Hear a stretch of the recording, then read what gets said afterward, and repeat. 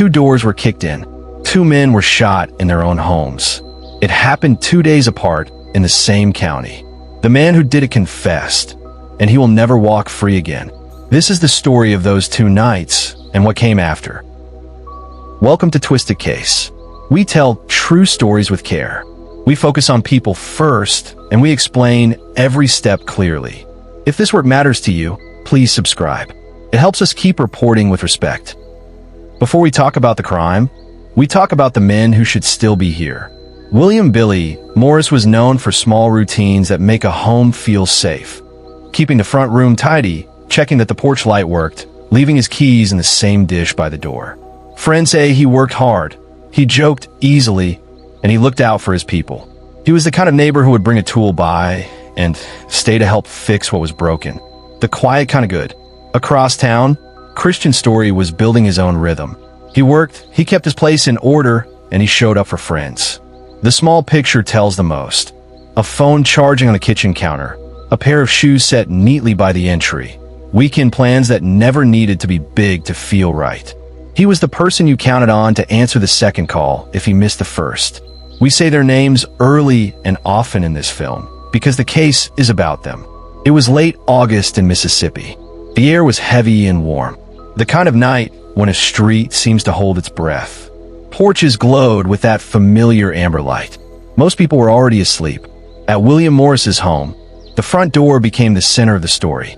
Someone approached. There was no talk, no warning. The door was kicked in with force. The wood splintered. The frame gave way.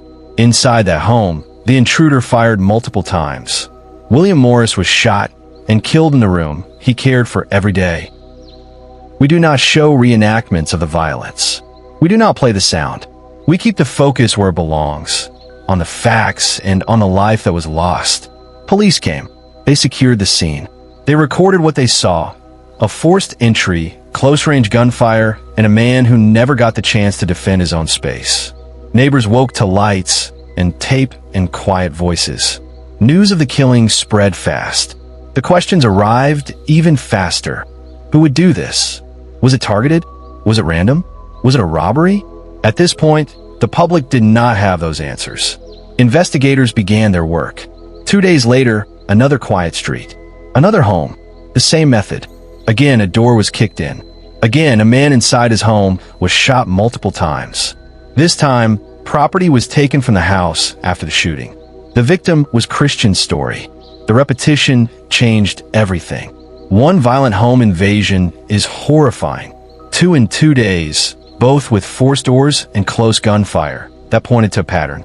Investigators now had reason to believe the same person might be responsible for both. Theft at the second scene also raised a new set of questions.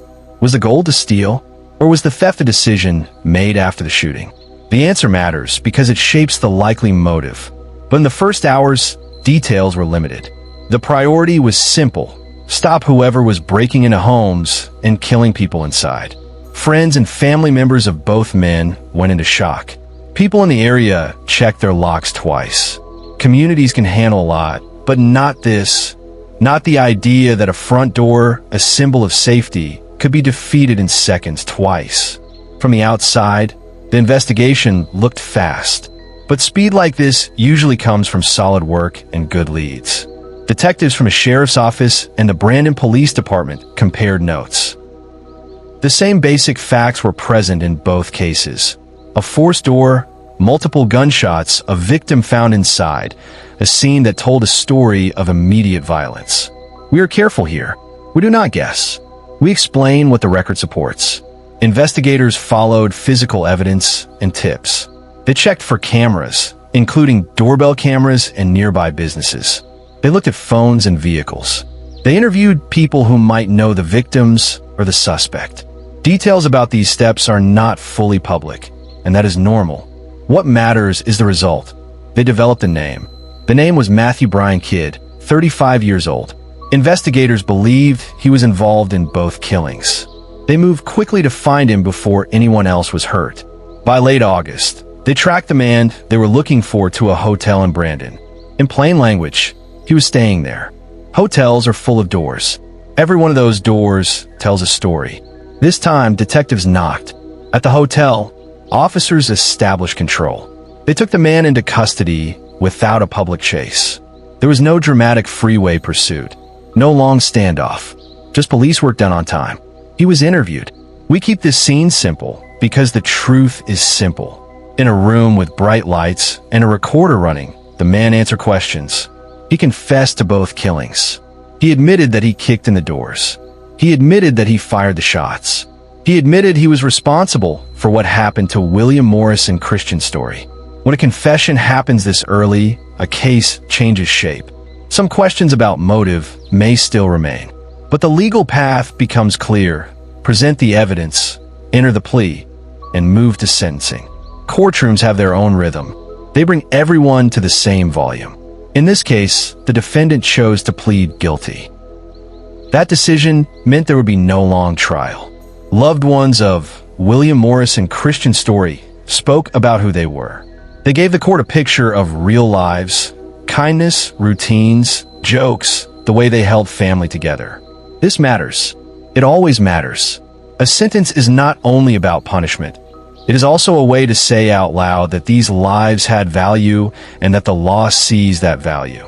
The judge imposed a maximum outcome short of a death sentence. Life in prison without the possibility of parole. The sentences run concurrently. In plain terms, he will not get out. The district attorney's office announced the plea and the sentence. Law enforcement was thanked for the fast and careful work. Families were offered sympathy. The community was told clearly, the person who did this will never walk free. We keep a bright line between facts and uncertainty. Here is what we know and can say clearly. On August 27th, 2025, William Billy Morris was shot and killed inside his home after the front door was kicked in. On August 29th, 2025, Christian Storey was shot and killed inside his home after the front door was kicked in. Property was stolen from that second scene. Investigators identified Matthew Bryan Kidd as the person responsible. They found him at a hotel in Brandon. He confessed to both killings during interviews. On September 9th, 2025, he pleaded guilty to murder and capital murder and received life sentences to be served without the possibility of parole. All of those points are supported by official statements and court records. They're not guesses. Now, what we do not have in the public record is a complete motive that explains both nights in a way that closes the emotional gap. Yes, there was theft at the second scene. Does that mean robbery was the plan? Maybe. Or maybe the theft happened after the violence, which would point to a different reason for the entry. We do not fill that silence with speculation. The responsible choice is to say, on camera, some parts of this story remain unknown to the public. This honesty matters for two reasons. First, it respects the families. Second, it helps the audience understand that not every case comes with a clean summary of why. The law does not require a full motive to move forward, especially when there is a confession and strong physical evidence. The court's decision is based on what can be proved. Here, the proof was enough. This case leaves us with three practical lessons. First, doors matter. A standard strike plate can fail. Reinforcing a door is not a cure for evil, but it changes the physics. For many homes, longer screws, a stronger strike plate, and a solid core door can buy time. Seconds can save lives. We will place a simple diagram on screen to show the parts of a door that are most vulnerable. Second, cameras help after the fact. Doorbell cameras and nearby business cameras often create a path for investigators. They can also bring quick answers that stop a third attack. Cameras do not protect feelings or heal grief, but they can turn a mystery into an arrest.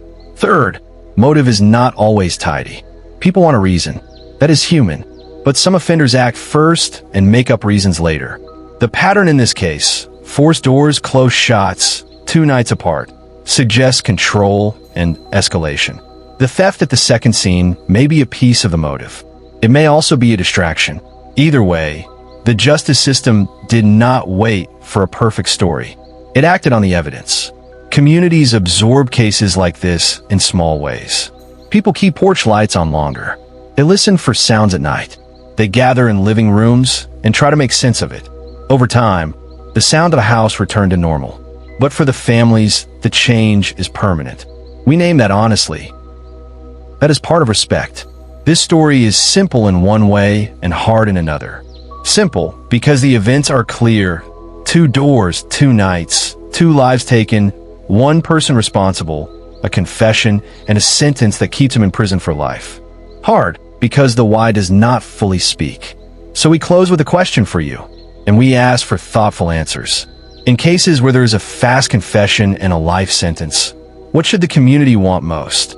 Is it total incapacitation, the guarantee that the offender will never be free again? Or is it deep transparency, more information about motive and method, even if that means revisiting painful details in public? In other words, if you had to choose, would you focus every resource on locking the door forever, or would you leave it open a little longer to learn why it broke? We read every respectful comment. Your insight helps people process. It also helps leaders shape policy and prevention. If you value careful, clear reporting that centers victims and facts, please subscribe to Twisted Case. One story at a time, with the camera steady. Let us know your thoughts in the comments below. Subscribe for more gripping true crime breakdowns, mysteries, and criminal psychology stories, only on Twisted Case.